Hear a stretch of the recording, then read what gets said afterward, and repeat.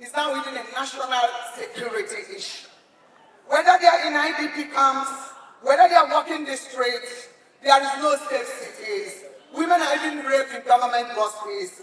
Women are raped in any insurgencies, banditry, kidnapping, and where you have all of those. So it is very crucial that we use gender lens to examine how citizens' rights apply to all strata of society. Thank you, Prof. Including the youth. Thank you, Prof. Because the youth that also fought for the NSAS. I sat in the Judicial Panel of Inquiry on the NSAS, and I know about police brutality. I work as a UN Special Rapporteur on trafficking globally, and I know the issues of security and that must count. Women matter, and women's rights are human rights. And yesterday, the 30 years of Beijing declaration and platform of action. Yesterday, 25th August, women gathered in Beijing, China, to reaffirm the rights, the fundamental citizen rights and human rights of women.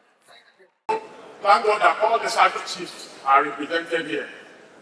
The Nigeria Guantanamo Bay is a Niger state. It's called Wawa Barracks. In that barracks, we have some of our clients in that barracks. Thousands of people are in that barracks. They were arrested on the suspicion of belonging to IPOB. People in the north, people are dying in that camp. There's a lot of human rights violations in that Wawa Barracks. There is no way we can be talking about human rights violation in Nigeria without talking about our barracks. Because of the level of the way we are subjected. Yes. We are not talking, let's talk generally on the topic. Yes. Not it is important that we highlight. You see, when personally, I have to commend the video of SSS. Because some of our clients were arrested in 2020 and 2021, and they have been in Wawa Barracks. We have been able to get some out. There is the husband and wife that was arrested on the suspicion of belonging to IPOB. They know nothing about IPOB, and they've been in that place for 4 years. all right. There is no way that we cannot talk about the issue. And finally, that's enough. Is ignorant, offense ignorance of the activities, notorious activities of the Tiger base in Norway. Which have been accused of gross human rights violations, disappearances, torture, and prolonged detention of people without allowing access to their lawyers or family members. What is the police doing about the notorious and nefarious activities of this base? And I said, God is saying, AIG legal.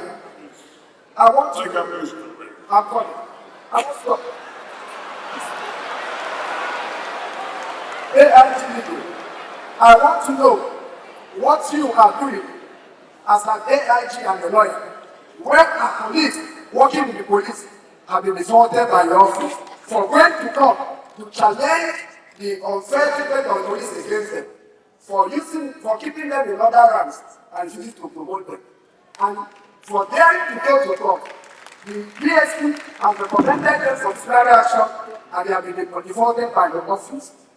How do you think your department can render good legal advice to the police when you victimize your own, when we do not have good incentive for the policemen who are other ranks and who for many years have been neglected and made to do the work of superior police officers without the appropriate placing and remuneration. The judge in Imo State, to visit that dungeon. That's the law. Madam B, we are already doing it in Lagos.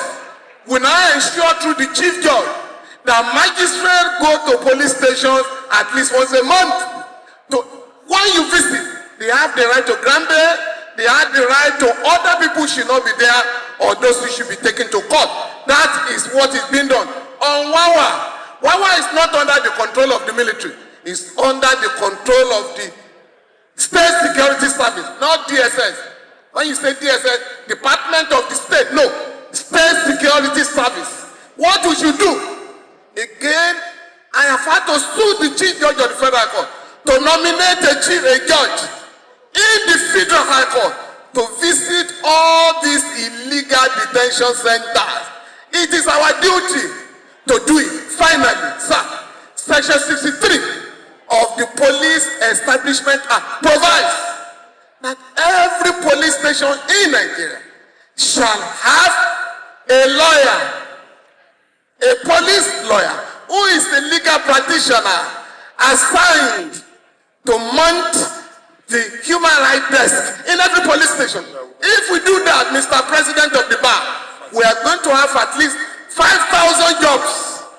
So what we should do for the next budget, the president of the NBA with his executive must go to the National Assembly and get them to fund the recruitment of police officers who are lawyers to mount police stations. If you have that, the question of mobilization, what you are asked to do, if you have to pay money for bail, you must go to that lawyer and must to pay money for bail. That lawyer will report to the appropriate authorities. Thank you very much. Thank you. Faces existential challenges. Before 2009, we were reading about terrorism in storybooks. Just by way of introduction, NATO has a center of excellence called Defense Against Terrorism, based in Ankara, Turkey. That is a world-class training institution to counter terrorism globally. I was privileged to be among the 3 sets of first Africans to ever go to that school. At that time, we didn't have case of suicide bombing in Nigeria. And they were asking us, why are we there? And we told them terrorism is a global threat, and Nigeria is part of the Committee of Nations. And before the end of the year, we had suicide bombing at police headquarters. Just like 9/11 in the US, they were not prepared. We were also not prepared when terrorism struck in Nigeria. So, I'm giving you the background to what gave rise to Wawa.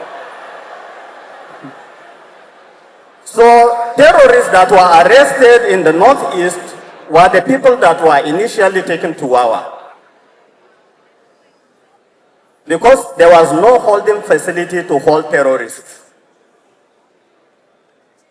Then when we have Terrorism Prevention Act with subsequent amendments, and more cases of terrorism were manifesting in the country, so every suspected case of terrorism was taken to Wawa.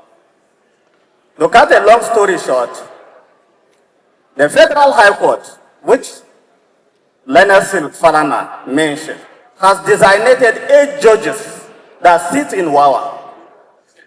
8. There are 8 courtrooms in Wawa where terrorism cases are handled.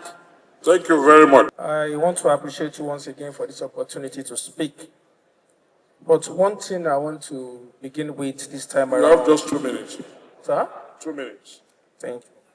Let us just be clear of the concept of national security, and it entails 3 major aspects: the government, the people, and of course the security agencies. The government comes up with the strategies for a safe and secure environment for the people. The people are the beneficiaries, and of course the security agencies, they are in charge of providing that environment for a safe and secured environment for socio-economic development to thrive. I want to state that threat has changed over time. Initially, it was interstate, and that was why we had the issue of protecting the territorial integrity of the country. Threat is now more of intrastate, and most of the people that practice this are non-state actors who are not signatories to any of the treaties. They are the ones that even impinge on people's rights and making things very difficult. As much as possible, we, and this is one thing I want all of us to understand, the security agencies you are seeing, they are a subset of the larger society. We are drawn from societies to come and protect you. And I want you to please always give us that opportunity to do this to the best of our knowledge. We know that we have some issues.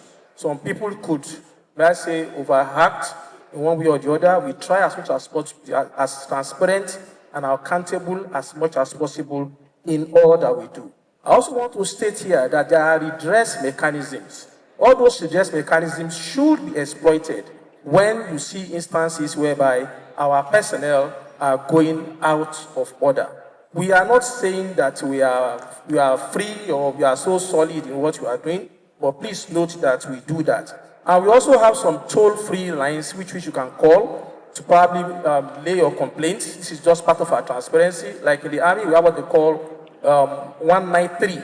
You are free to call 193 at any time and, of course, make your complaint. We also have the Civil Military Cooperation Department in most of the services. They are there for you to exploit, to please interact with us.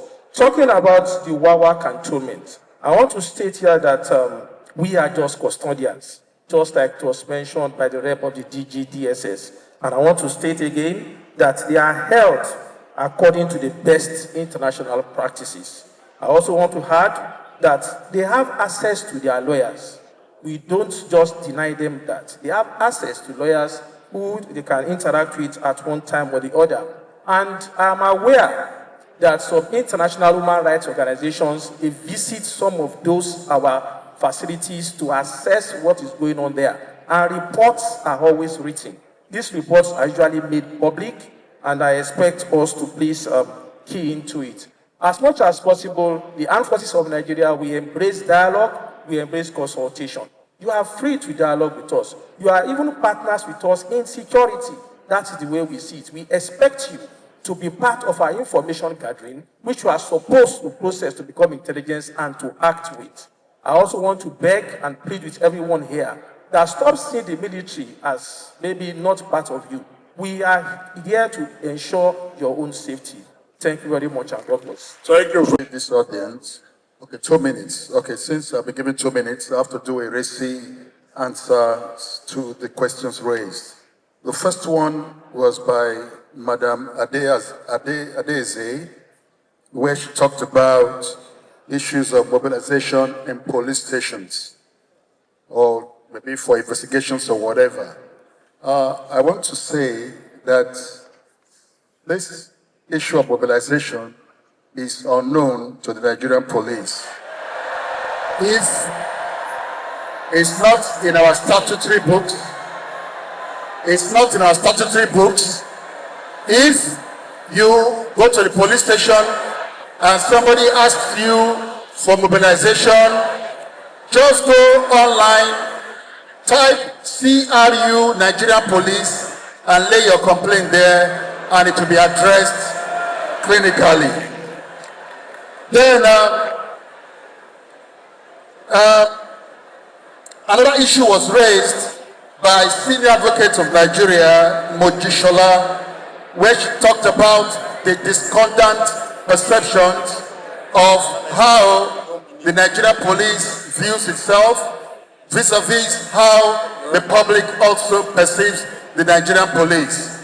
I'm not going to say that. Well, The time is gone. it's where we find ourselves in Nigeria today is that we have a police act that is a veritable document.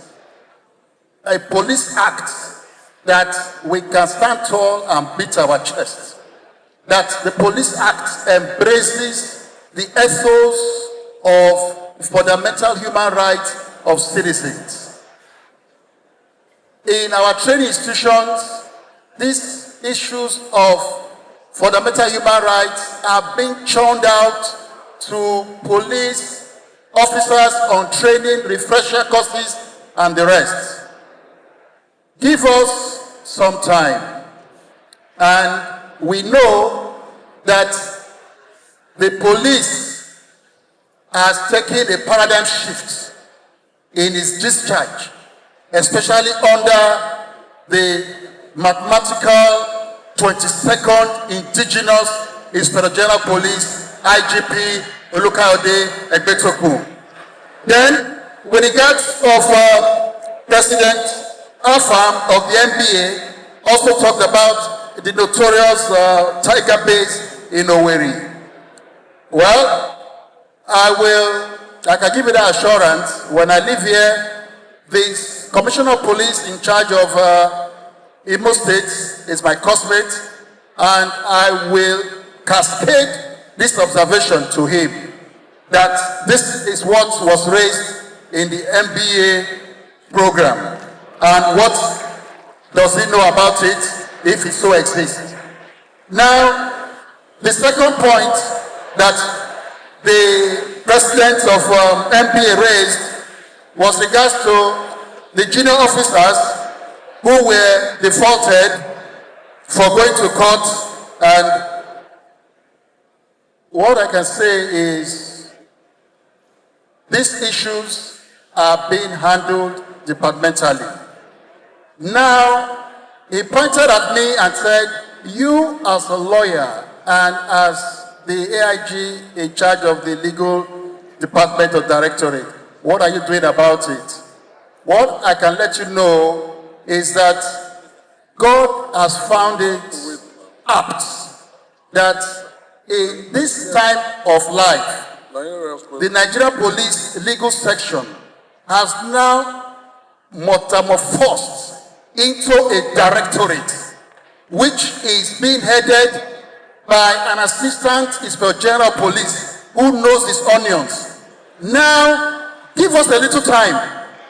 About 250 lawyers, or who will be called to bar anytime from this month, as police officers are coming to the workforce. They are coming to boost the legal directorate of Nigerian Police. Now, efforts are being put in place to make the Directorate of Police Legal Services more cordial, more effectual, that what you saw, that those officers went to court or whatever, surely will be a thing of the past. Thank you very much.